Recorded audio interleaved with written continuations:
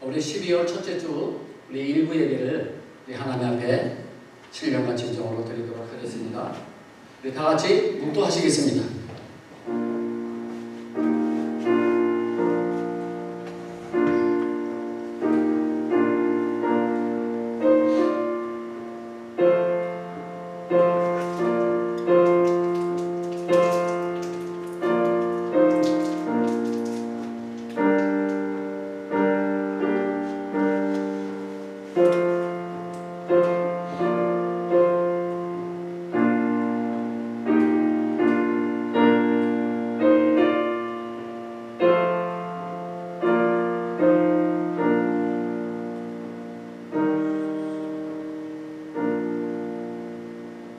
나를 강한 원수와 미워하는 자에게서 건지셨으며 그들은 나보다 힘이 세기 때문이로다. 그들이 나의 재앙의 날에 내게 이르렀으나 여호와께서 나의 의지가 되셨도다. 아멘. 사랑의 하나님 아버지, 오늘도 주님 앞에 모여 찬송하며 예배하게 하여 주심을 감사를 드립니다. 이 세상에 모래와 같이 많은 사람들이 있지만 우리를 특별히 택하셔서 하나님의 백성으로 삼아주셨음을 진실로 감사를 드립니다. 지난 한 주간 주님을 믿는다고 하면서도 당장 눈에 보이는 세상 것들을 사랑하며 주님은 잊어버리고 기도하지 않으며 거짓되게 살았던 우리의 못난 모습들을 용서하여 주시옵소서. 우리 부모님들이 자녀들에게 하나님을 경외함이 지식의 근본이요 하나님의 말씀이 인생의 등불임을 잘 가르쳐서 우리의 자녀들이 하나님의 말씀 안에서 아름답고 건강하게 자라나게 하여 주시옵소서. 우리의 수어망 장로교회가 주님이 다시 오시는 그날까지 복음의 사명을 잘 감당하게 하시고 서로 사랑하며 섬기는 아름다운 향기나는 교회가 되게 하여 주시옵소서. 이 먼데레 땅에 있는 우리 한국 기업들이 경영에 어려움이 없도록 주님께서 지켜주시고 이곳에 더 많은 한국 기업들이 들어와서 이 지역이 부흥되게 하여 주시옵소서. 오늘 모든 예배 순서를 주님의 손길에 온전히 의지합니다. 성령님 도우셔서 각자의 심령 속에 은혜의 담배를 풍성하게 내려주시고 오늘 주시는 열매 맺는 삶을 살자는 이 말씀이 우리 모두에게 은혜와 깨달음의 시간이 되게 하여 주시옵소서. 이 모든 말씀을 예수님의 이름으로 기도드립니다. 아멘.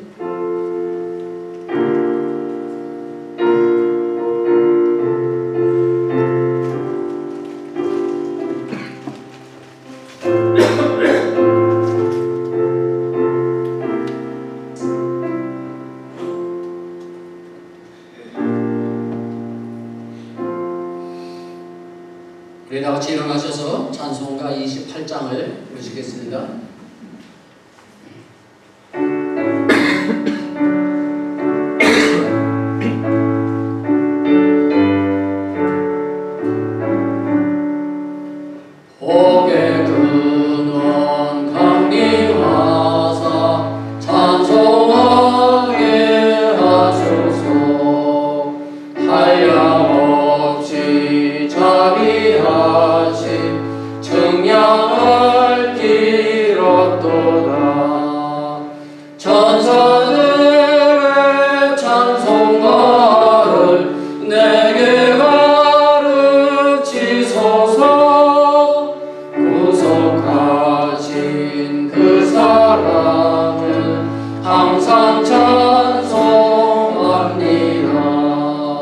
주의 크신 도움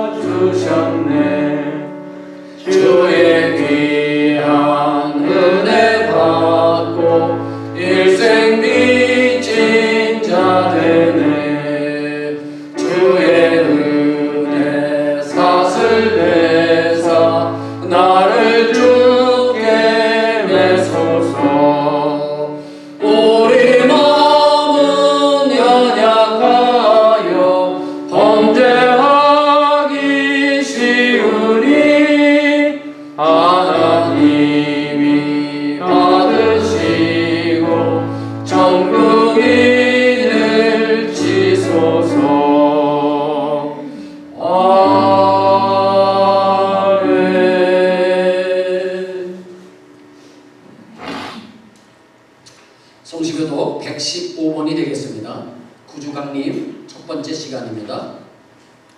지금 이 말씀을 선택한 것은요, 지금 대림절 기간입니다. 오늘부터. 그래서 구주강림에 대해서 우리가 말씀을 보도록 하겠습니다. 교독합니다. 성문으로 나아가라, 나아가라. 백성이 올 길을 닦으라. 우리를 수축하고 수축하라. 도를 제하라. 마음을 위하여 빛을 들라. 여호와께서 땅끝까지 선포하시되 너희는 딸 시온에게 이르라. 보라, 내 구원이 이르렀느니라. 보라, 상들이 그에게 있고 구원이 나에 있느니라 하셨느니라. 사람들이 너를 일컬어 거룩한 백성이라. 여호와께서 구속하신 자라 하겠고, 너를 일컬어 찾아받은 자여 버림받지 아니한 성읍이라 하리라. 선지자 이사야의 책에 쓴 바 광야에서 외치는 자의 소리가 있어 이르되 너희는 주의 길을 정지하라. 그의 오실 길을 곱게 하라. 모든 골짜기가 메워지고 모든 산과 작은 산이 낮아지고 굽은 것이 걷어지고 험한 길이 평탄하여질 것이요. 다 같이요. 모든 육체가 하나님의 구원하심을 보리라 함과 같으니라. 아멘. 이 시간 우리 하나님 앞에 고백의 기도를 드리도록 하겠습니다. 지난 한 주간 동안에 우리의 삶을 한번 뒤돌아보시면서 과연 하나님 앞에 내가 어떻게 살았는지, 과연 하나님의 마음에 합당한 자로 살았는지, 아니면 하나님 보시기에 믿음이 없는 자로 살지는 않았는지 이 시간 한번 뒤돌아보시면서 오늘 이 시간 사랑이 많으신 하나님 앞에 우리의 마음에 있는 모든 것들 하나님 앞에 고백하시기 바랍니다. 이 시간 우리 함께 기도하시겠습니다. 하나님 아버지, 오늘도 이 목숨이 들고 주님께 나왔습니다. 하나님이 더럽고 추악하니 주인은 주님의 십자가 위에 얹혀주시옵소서. 주님이 흘리신 그 십자가의 물을 머리끝부터 발끝까지 정결하게 씻어주시옵소서. 주님의 입술을 제단의 촛불로 지져주시옵소서. 오직 주님의 거룩한 말씀만을 순종할 수 있는 주님의 다수꾼으로만 사용하여 주옵소서.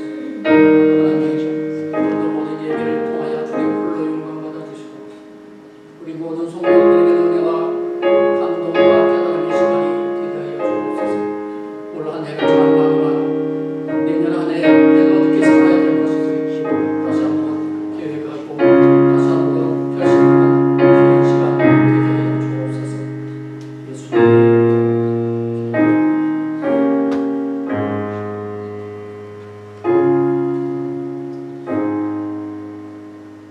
너희 죄가 주홍 같을지라도 눈과 같이 휘어질 것이요 진홍같이 붉을지라도 양털같이 희게 되리라. 아멘.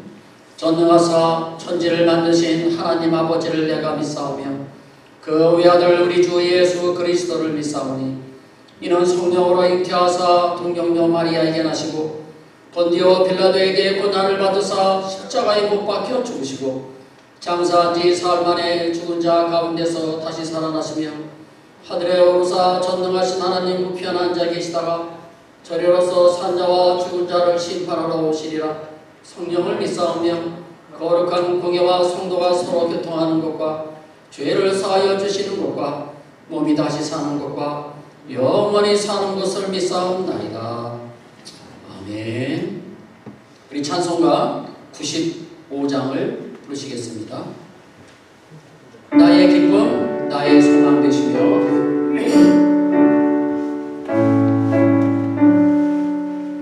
나의 기쁨, 나의 소망 되시며 나의 생명이 되신 주 밤낮 불러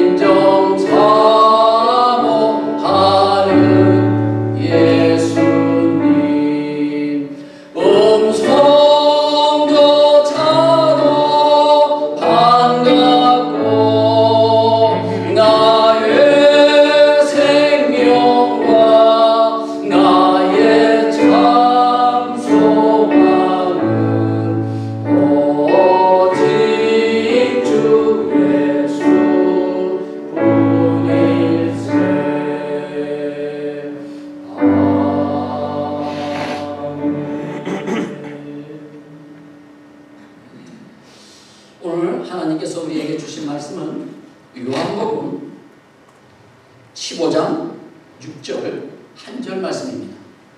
요한복음 15장 6절 말씀이 되겠습니다. 제가 봉독해 드리겠습니다. 15장 6절 말씀입니다. 사람이 내 안에 거하지 아니하면 가지처럼 밖에 버려져 마나니 사람들이 그것을 모아다가 불에 던져 사르느니라. 아멘. 자리에 앉아 주시기 바랍니다.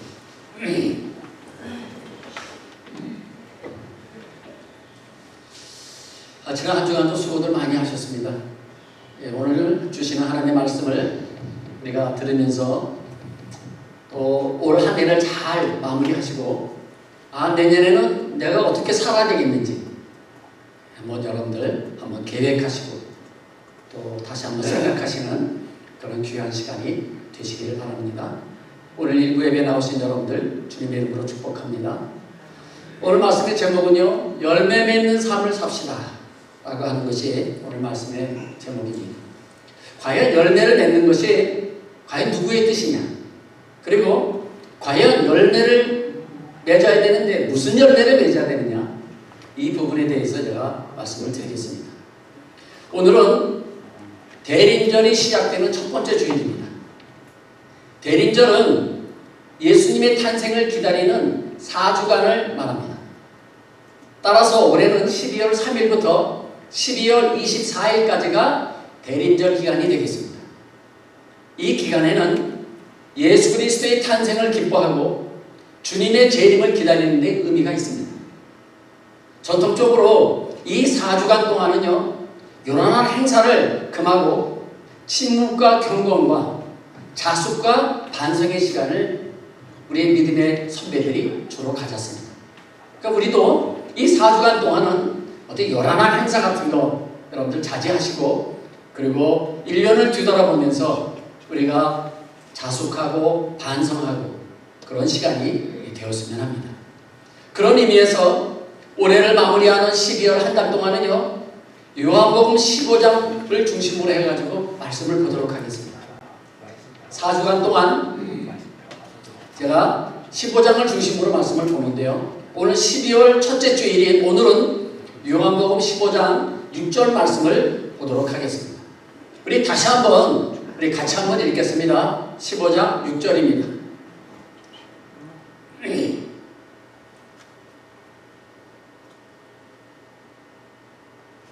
제가 조금 전에 띄웠잖아요.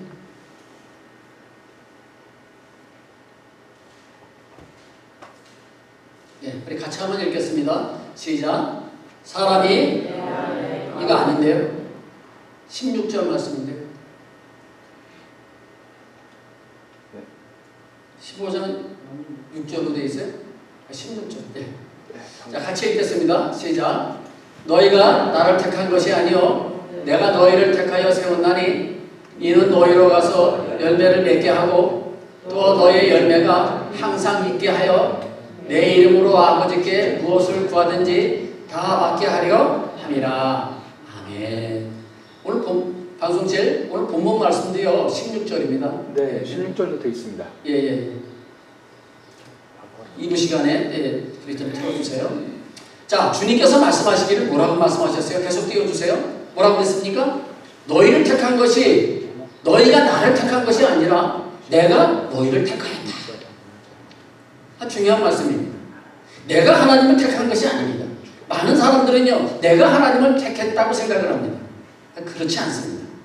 내가 택한 것이 아니라 하나님이 나를 선택해서 택하셨다. 그것이 진리인 것입니다. 그렇다면 주님께서 우리를 택하신 이유가 무엇일까요? 가장 큰 목적은요, 우리가 열매를 맺는 삶을 살도록 하기 위해서 우리를 택하셨다는 것입니다. 다시 말하면 하나님께서 우리를 택하신 목적은 우리가 열매 맺는 삶을 살도록 하기 위해서 우리를 택하셨다는 것이죠. 그러면 우리는 어떻게 해야 됩니까? 열매를 맺어야 한다는 거예요. 요한복음 15장 이 앞부분에 보시면 2절 말씀에 이렇게 되어 있어요. 우리가 열매 맺는 삶을 살되 더 많은 열매를 맺게 하기 위해 우리를 택하셨다라고 말씀하셨고요. 5절에서는요. 열매를 많이 맺는 삶을 주님께서 원하신다라고 말씀을 하셨고요. 8절 말씀에서는요. 열매를 많이 맺으면 하나님께서 영광을 받으시겠다 그렇게 되어 있습니다. 또 오늘 본문 16절 말씀에서도요. 우리의 삶의 열매를 한 번만 맺는 것이 아니라 항상 열매가 있는 삶을 살도록 하기 위해서 우리를 부르셨다. 그런 말씀입니다.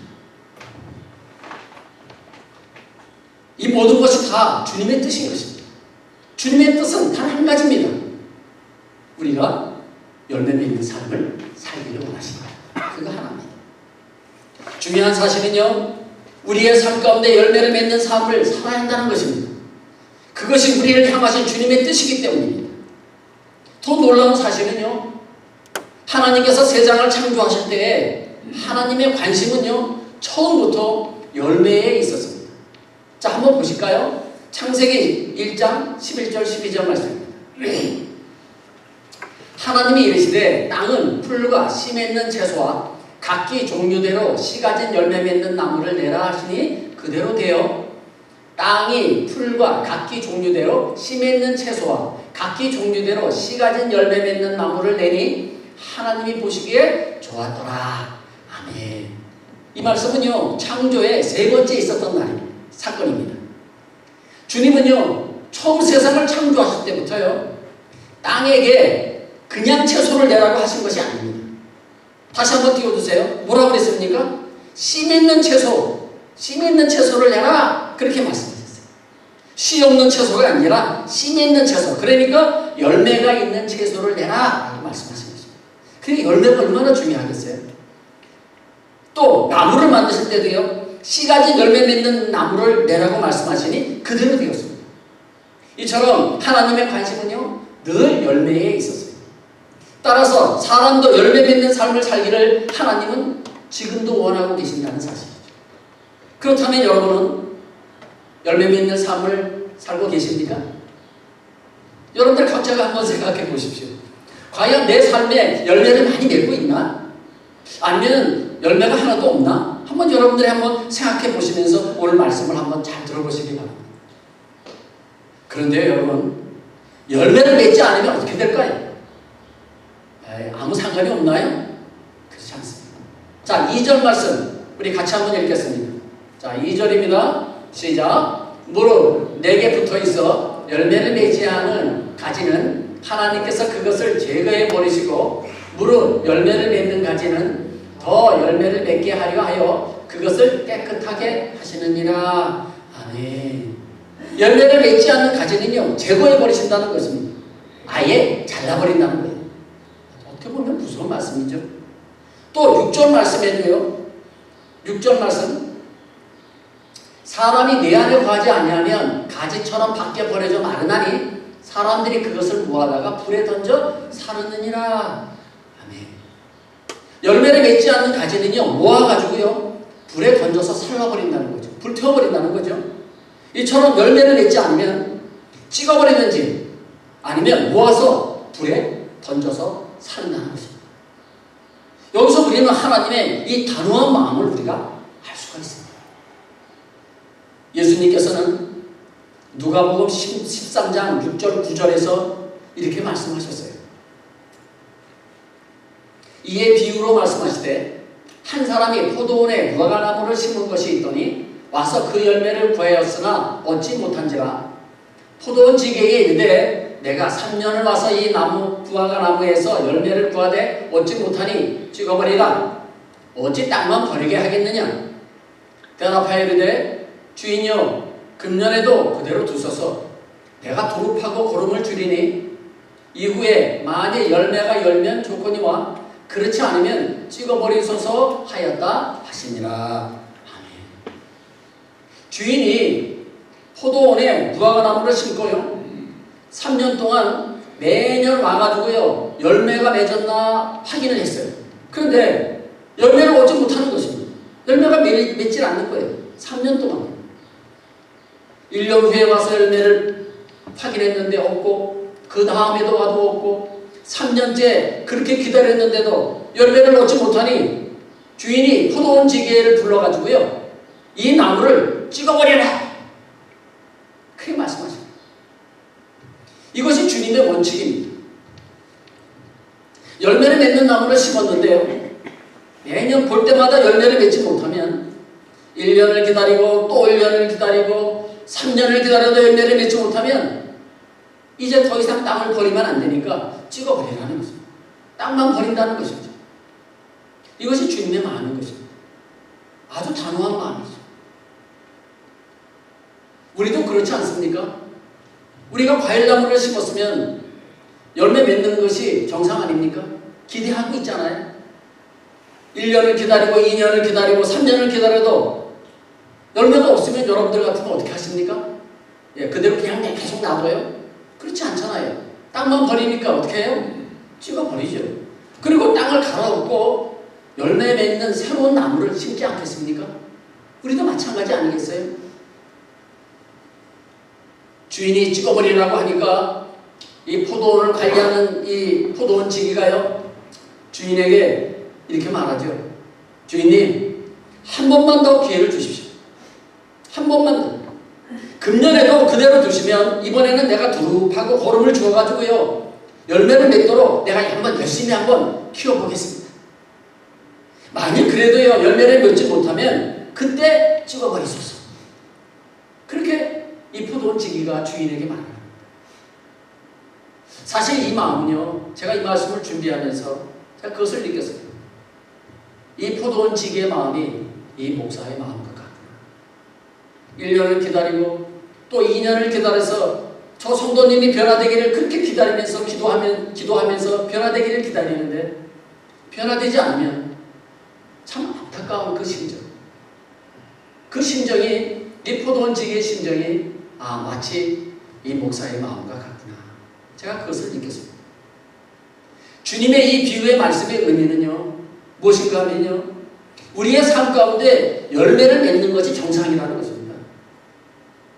우리도 과일나무를 심었으면 열매를 맺는 것이 열매를 맺는 것을 당연히 여기는 것처럼, 만약 열매를 맺지 않으면 몇 년을 기다리다가 결국 그 나무를 찍어버리는 것이, 그리고 다른 나무를 심는 것이, 그것이 일반적인 마음 아닙니까? 주님의 마음도 이와 같은 것입니다. 여기서 중요한 것은요, 주님이 기다리신다는 것입니다. 열매를 맺기까지 3년을 기다리시다가 더 1년을 더 연장하여 4년째 열매를 맺지 않으면 결국 찍어버리신다, 그것입니다. 성도 여러분, 아직까지 내 삶의 열매를 맺지 못하셨다면 지금 여러분의 기간이 3년째인가요? 아니면 마지막으로 한 번 더 기회를 준 4년째는 아닐까요? 여러분, 아직 늦지 않았습니다. 한 번 더 기회를 준 2024년 새해에는요, 주님이 기뻐하시는 열매를 풍성하게 맺으시는 여러분들 되시기를 주님의 이름으로 축복합니다. 마태복음 21장 말씀은요, 주님께서 마지막 주간을 예루살렘에서 주로 보내셨습니다. 십자가에 달리시기 마지막 한 주 동안은요, 예루살렘에서 계속 계셨습니다. 종료주일이 지난 그 다음날, 그러니까 월요일날 이른 아침에 예루살렘 성으로 들어가실 때예요, 시장하셨어요. 그래가지고 길가에서 한 무화과나무를 보시고 그리로 가가지고 열매를 찾았는데요, 잎사귀만 무성하지 열매가 하나도 없는 것입니다. 자, 사진을 한번 보실까요?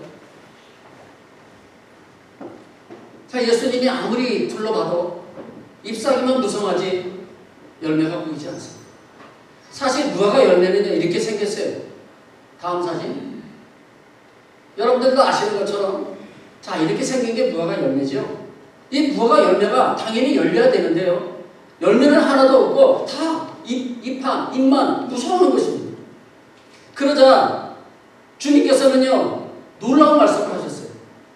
남에게 이르시되 이제부터 영원토록 네가 열매를 맺지 못하리라 하시니 무화과 나무가 곧 마른지라.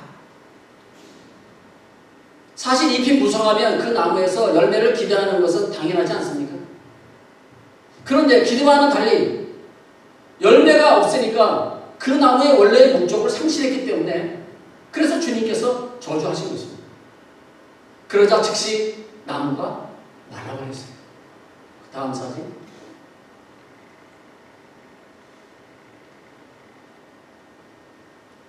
이처럼 말라버렸어요.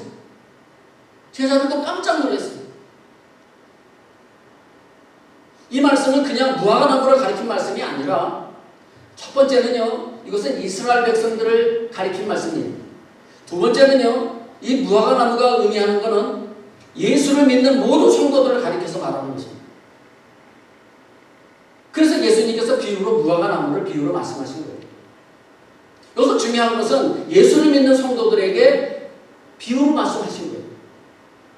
겉으로는 대단한 믿음의 사람처럼 보이고요, 열심히 있는 사람처럼 보이고 말도 그럴듯하게 잘하는데 실제 삶 속에서는 전혀 열매가 없는 사람, 입만 무성한 사람, 그런 사람을 지금 빗대어서 말씀하신 것입니다. 이런 사람을 향하여 사도 바울은요, 이렇게 말씀했어요. 디모데후서 3장 5절 말씀입니다. 경건의 모양은 있으나 경건의 능력은 부인하니 이 같은 자들에게서 네가 돌아서라. 겉으로는 경건한처럼 보이고요, 믿음이 있는 사람처럼 보이지만요, 경건과는 거리가 먼 사람, 이런 사람하고는 멀리 지내라는 것입니다. 그런 교훈의 말씀이에요. 그런 사람하고 가까이 하지 말라는 거예요. 겉만 뻘째르르하고 속에는 아무런 열매도 없는 그런 사람하고는 거리를 멀리 하라. 그것이 사도 바울이 우리에게 주시는 교훈인 것입니다. 그래서 주님은요, 종교적인 사람을 원하지 않으십니다. 하나님께 원하시는 것은 믿음 있는 사람을 원하시는 것이지 형식적인 그런 바리새인과 같은 그런 종교적인 사람을 하나님은 원하지 않으신다는 사실이죠. 예수님께서 마태복음 6장에서 우리가 이 땅에서 어떻게 신앙생활을 해야 하는지에 대해서 아주 여러 비유로 통해서 말씀하셨어요. 그 중에서 우리 한 군데만 한번 보실까요? 자, 마태복음 1절에서 4절입니다. 사람에게 보이려고 그들 앞에서 너희의 일을 행하지 않도록 주의하라. 그리하지 않으면 하늘에 계신 너희 아버지께 상을 받지 못하느니라. 그러므로 구제할 때에 외식하는 자가 사람에게서 영광을 받으려고 회당과 거리에서 하는 것 같이 너희 앞에 나팔을 불지 말라. 진실로 너희에게 이르노니 그들은 자기 상을 이미 받았느니라. 너는 구제할 때에 오른손이 하는 것을 왼손이 모르게 하여, 이렇게 늦게 돌아가죠. 내 구제함을 은밀하게 하라. 은밀한 중에 보시는 너의 아버지께서 갚으시리라. 아멘. 구제할 때에 사람들에게 영광을 받으려고요, 회당과 거리에서 나팔을 불어가지고요, 사람들을 다 모아가지고 알리지 말라는 것입니다. 그렇게 하면 이미 상을 받았다는 것입니다. 이런 자는요, 외식하는 자라는 것입니다. 그러므로 구제할 때는요, 오른손이 하는 것을 왼손이 모르게 은밀하게 해야 하나님께서 기쁘게 받으신다는 말씀이죠. 기도할 때도 마찬가지입니다. 사람들에게 보이려고 회당과 큰 거리에 서서 기도하지 말라는 것입니다. 그러면서 너희는 기도할 때에 골방에 들어가서 문을 닫고 은밀한 중에 계시는 하나님 아버지께 기도하라. 그렇게 말씀하셨어요. 이 모든 것은 무엇을 말씀하냐면 잎사귀만 무성한 나무가 되지 말고 열매 맺는 삶을 살아라. 외식적인 사람이 되지 말고 겉모습만 그럴듯한 그런 신앙인이 되지 말고 진실로 열매를 맺는 그런 믿음의 사람이 되라. 그것을 지금 예수님께서 우리에게 말씀하시는 것입니다. 이어서 23장에서 이런 잎사귀만 무성한 그런 서기관과 바리새인들을 향하여서 예수님께서 강하게 말씀하셨어요. 그 말씀이 27절 말씀이에요. 화일스친정 외식하는 서기관들과 바리새인들이 회칠한 무덤 같으니 겉으로는 아름답게 보이나 그 안에는 죽은 사람의 뼈와 모든 더러운 것이 가득하도다. 예수님께서 이 바리새인들과 서기관들을 향해 가지고요, 아주 질책하신 말씀이죠. 전에도 제가 한번 말씀 한번 드린 적이 있어요. 무덤 안에는 죽은 사람의 뼈와 더러운 것들이 가득 들어있어요. 무덤 안에는. 그런 것을 보이지 않게 하기 위해 가지고요, 겉에다가 하얗게 회칠을 합니다. 예. 그런데 사실 그 안에는 더러운 것이 있어요. 바로 너희가 이와 같은 사람들이라는 거예요. 겉모습만 그럴듯하고 속은 열매가 하나도 없는 그런 사람들이라는 거예요. 속은 외식과 불법이 가득 차고 겉만 신앙인처럼 그럴듯하게 행동을 하는 것을 예수님께서 경고하시는 거예요. 이런 경고의 말씀이요, 이 마태복음 23장에요 7번이나 나와요. 한 장에 7번이나 나와요. 화 있을진저 서기관과 바리새인들이요, 계속 그렇게 해서 7번을 말씀하세요. 여러분, 사실 이 경고의 말씀은요 우리에게도 하시는 말씀입니다. 예수를 믿는 성도라면요 잎사귀만 무성하고 열매 없는 그런 무화과나무 같은 그런 삶을 절대로 살지 말라는 것입니다. 한마디로 말해서 우리의 삶의 모든 영역에서 열매를 맺어야 한다는 것입니다.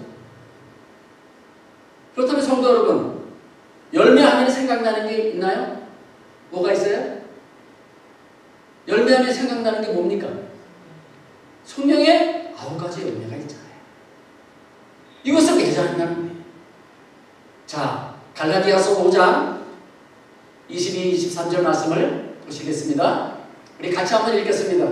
시작. 오직 성령의 열매는 사랑과 희락과 화평과 오래 참음과 자비와 양성과 충성과 온유와 절제니 이 같은 것을 금지할 법이 없느니라.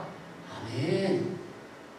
사랑, 희락, 화평, 오래 참음, 자비와 양선, 충성과 온유, 절제, 이와 같은 성품으로 변화되어야 한다는 것입니다. 우리의 성품이 이런 9가지 열매를 맺는 성품으로 변화가 되어서 열매를 맺으라는 것입니다. 그것이 주님의 뜻이에요. 그럼 이 성령의 9가지 열매에 대해서 우리가 한번 알아보도록 하겠습니다. 크게 3단계로 나눌 수가 있는데요. 첫 번째 단계는 뭐냐? 자아 형성의 단계입니다. 자아 형성. 이에 해당되는 열매가 뭐냐면 절제, 온유, 충성입니다. 여러분, 절제가 뭡니까? 선악을 분별하여 악한 일을 버리는 것. 아시겠죠? 그것이 절제예요. 절제할 줄 알아야 된다. 그것은 악을 버려야 된다. 그런 뜻이죠. 온유는 무슨 뜻입니까?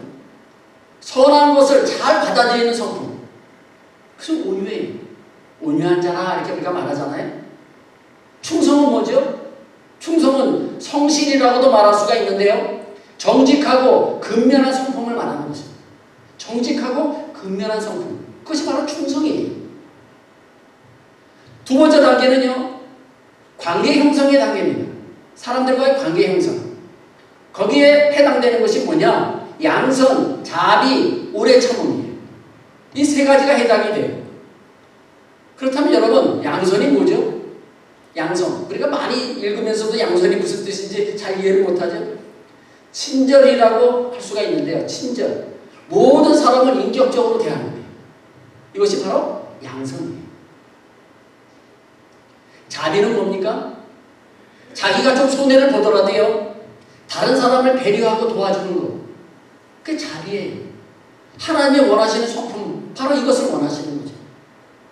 내가 좀 손해를 보더라도 다른 사람을 배려하고 도와주는 것. 그런 자비의 마음이 있어야 된다는 거예요. 오래 참음은 뭘까요? 이것은 남의 부족함을 이해하고요, 포용하는 성품을, 그런 성도라면 당연히 가져야 될 아주 중요한 성품이죠. 이런 오래 참음이 있어야 된다는 거죠. 남을 포용할 수 있는, 내가 참고 인내하고, 그리고 내가 그 사람의 부족함을 이해하면서 그를 포용하는 것. 그것이 바로 오래 참음이에요. 세 번째 단계는요, 완성의 단계입니다. 그 완성의 단계에 해당되는 건요, 화평, 희락, 사랑이 이에 해당이 됩니다. 화평, 무엇입니까? 충돌이나 다툼이 없이 평화로운 상태를 유지하는 것. 그것이 화평이에요. 평화로운 상태. 남들과 다투고 싸우고 소리 지르고 이런 것이 아니라 항상 평화로운 상태를 유지하는 것. 그것이 화평이에요. 그런 열매를 맺기를 하나님은 원하신다는 거죠. 그 다음에 희락입니다. 희락이 뭐죠? 언제나 기쁨과 즐거움을 유지하는 거예요.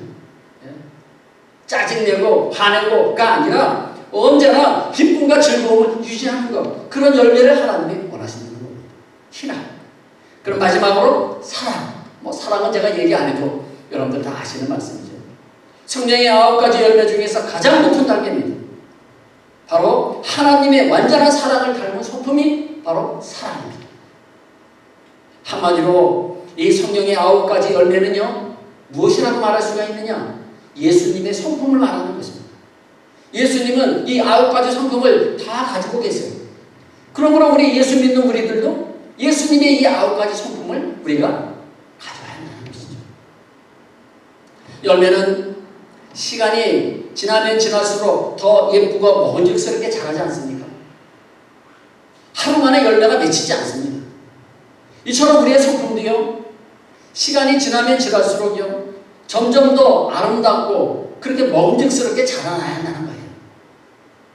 이전에는 작은 일에도 자주 화를 냈다면 이제는 화가 줄어들어야 하며, 자주 남들을 원망했다면 그 원망이 점점 줄어들어야 하며, 이전에는 자주 남을 비방했다면 그 비방이 가면 갈수록 점점 줄어들어야 하는 것이 삶의 열매를 맺으며 사는 것입니다. 그래서 예수님께서 요한복음 15장 8절에서 이렇게 말씀하셨어요. 우리 같이 한번 읽겠습니다. 시작. 너희가 열매를 많이 맺으면 내 아버지께서 영광을 받으실 것이요 너희는 내 제자가 되리라. 아멘. 좀 띄워주세요. 우리가 열매를 많이 맺으면 첫 번째 어떤 결과가 있습니까? 하나님 아버지께서 영광을 받으신다는 거예요. 첫 번째가.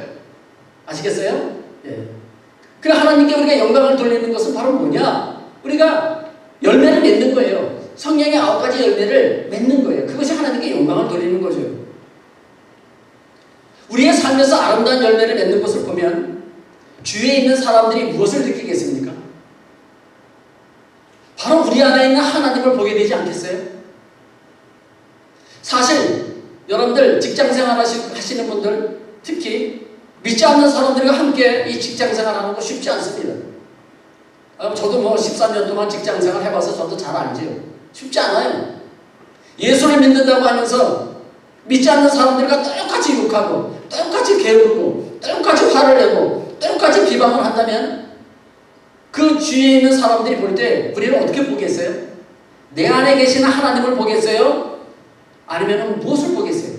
그냥 하나의 종교인으로 보겠죠. 저 사람 그냥 교회 다니는 사람이야. 이렇게 보겠죠. 그러므로 우리는 나의 삶을 통해서 우리가 하나님을 증거하는 방법밖에 없는 것입니다. 나의 삶을 통해서 성령의 9가지 열매를 맺으면서 하나님을 증거하는 거죠. 그래서 믿지 않는 사람들과 직장생활하는 게 쉽지 않습니다. 저도 쉽지 않았어요. 제일 직장생활하면서 제일 힘들었던 것이 바로 그 부분이었어요. 두 번째는 뭡니까? 열매를 맺는 사람은요, 누구의 제자가 된다고요? 내 제자가 되리라. 예수님의 제자가 된다는 거예요. 예수님의 제자는요, 예수님의 가신 길을 똑같이 갈 줄 아는 사람이 예수님의 제자인 겁니다. 예수님이 9가지 열매를 가지고 계신다면 예수님을 닮아서 9가지 열매를 맺는 것이, 그것이 예수님의 제자인 거예요. 예수님이 가신 그 길을 우리가 같이 걸어가는 것, 그것이 바로 예수님의 제자인 줄로 믿습니다. 오늘의 말씀을 마치도록 하겠습니다. 우리 하나님께서는 올해도 열매 맺기를 기다리셨고요, 내년에도 기다리실 것입니다. 그러나 그렇게 오래 기다리지 않으신다는 것입니다. 4년을 기다려도 열매가 없으니까 잎만 무성한 나무를 잘라버린 것은 우리가 기억을 하면서 2024년 새해에는요, 꼭 많은 성령의 열매들을 맺으시는 여러분들 되시기를 바랍니다. 그래야 하나님께 영광을 돌리시며 주님의 진정한 제자가 되시기를 주님의 이름으로 축복합니다. 기도하겠습니다. 열매 맺는 삶을 살기를 원하시는 하나님 아버지, 올해도 열매 없이 잎만 무성한 나무는 아니었습니까? 4년을 기다리셨던 주님을 생각하며 내년 새해에는 성령의 9가지 열매를 풍성하게 맺어서 하나님께 영광을 돌리며 진정한 예수님의 제자가 다 되게 하여 주시옵소서. 예수님의 이름으로 기도드립니다. 아멘. 찬송가 425장이 되겠습니다.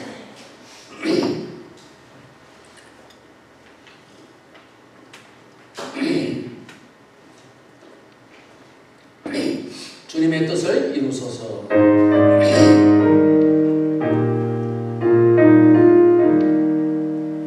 주님의 뜻을 이루소서. 고요한 중에 기다리니 진흙과 같은 삶이 주소. 주님의 형상 만드소서. 주님의 뜻을 이루소서.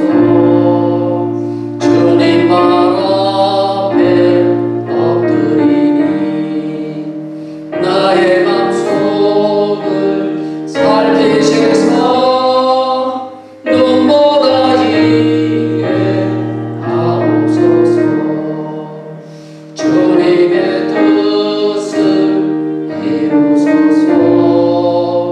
병들어 몸이 피곤할 때 권능의 손을 내게 펴서 한롭게 하여 주옵소서. 주님의 뜻을 이루소서. 온전히 나를 주장하사 주님과 함께 동행함을 만민이 알게 하옵소서. 아멘.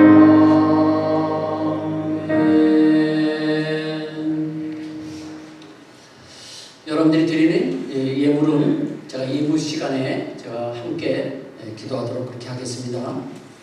교회 소식 알려드리도록 하겠습니다. 오늘 예배에 참석하신 모든 분들을 주님의 이름으로 축복합니다.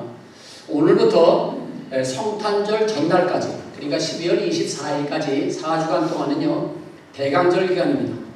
아까도 제가 말씀드린 것처럼 예수 그리스도의 탄생을 기뻐하고 주님의 재림을 기다리는 데 의미가 있습니다. 그러므로 침묵과 경건 그리고 자숙과 반성의 시간을 보내시기 바랍니다. 세 번째, 오늘 2부 예배 후에 남성교회 총회로 모입니다. 2024년도 새 임원을 여러분들이 선정해 주시기 바랍니다. 네 번째, 12월 17일 세 번째 주입니다. 제가 지난주에는 두 번째 주로 광고를 했는데요. 장로님이 바로 오시자마자 바로 준비하는 게 힘드실 것 같아서 조금 한 주여 연기했습니다. 12월 17일 2부 예배 후에 공동의회가 있습니다. 그래서 2023년도 재정 결산을 하고요. 또 2024년도 예산을 여러분들에게 보고하도록 하겠습니다. 세례교회인 이상 다 참석할 수가 있습니다. 다섯 번째, 겨울 선교는 12월 18일부터 12월 20일까지 2박 3일 예정으로 엘고라도 하스미날에 갈 예정입니다. 그래서 이 2박 3일은요 1박 2일이 될 수도 있습니다.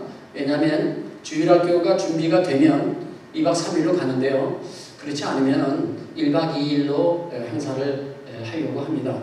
그래서 12월 18일, 19일 아니면 하루 더 20일 그런 식으로 하려고 하니까 지금 가실 분들은요, 같이 동참하실 분들은요, 우리 선교부장님에게 신청해 주시기 바랍니다. 많이 신청해 주시기 바랍니다. 지금 가실 분들이 이렇게 많지 않아 가지고요. 그래서 여러분들이 좀 도와주시기 바랍니다. 여섯 번째, 한글학교 식사 후에 1시에 있습니다. 그 다음에 다음 주 대표기도는 이화석 권사님, 그 다음 주는 임희성. 날짜가 좀 수정해 주시기 바랍니다. 12월 10일, 12월 17일 수정해 주세요. 방송실 임희성 권사님. 그 12월 교회 한 달 동안 안내는 우리 나영묵 집사님, 김순애 집사님께서 한 달 동안 수고해 주시면 예, 감사하겠습니다. 지금 2024년도 칼렌더가 며칠 전에 도착을 했습니다. 그래서 여기 보시면은 칼렌더가 있고요. 이제 이게 탁상 칼렌더가 있습니다. 그래서 기본적으로요, 여러분들 2개씩, 한 가정에 칼렌더 2개씩, 이 탁상 칼렌더는 1개씩 여러분들 가지고 가시기 바라고요.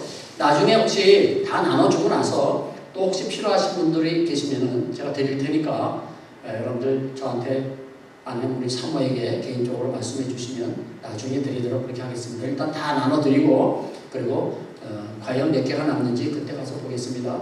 저쪽에 안내 테이블에 가시면은요, 저 있으니까요, 여러분들 달력 가지고 가시기 바랍니다.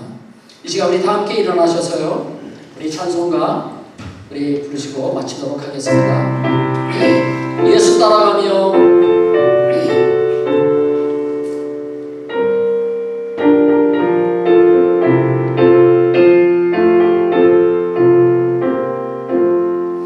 예수 따라가며 복음 선정하며 우리의 갈 길 원하겠네.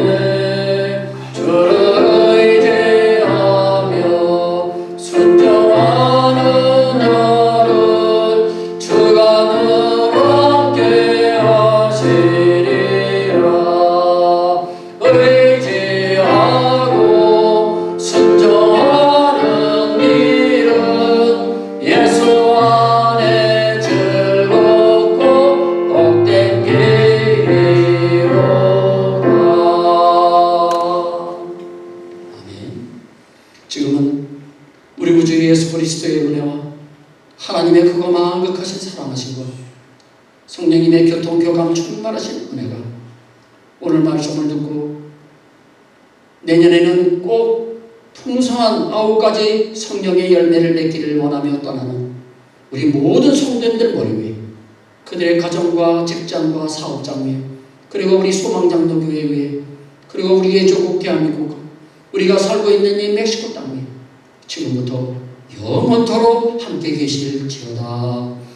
아멘.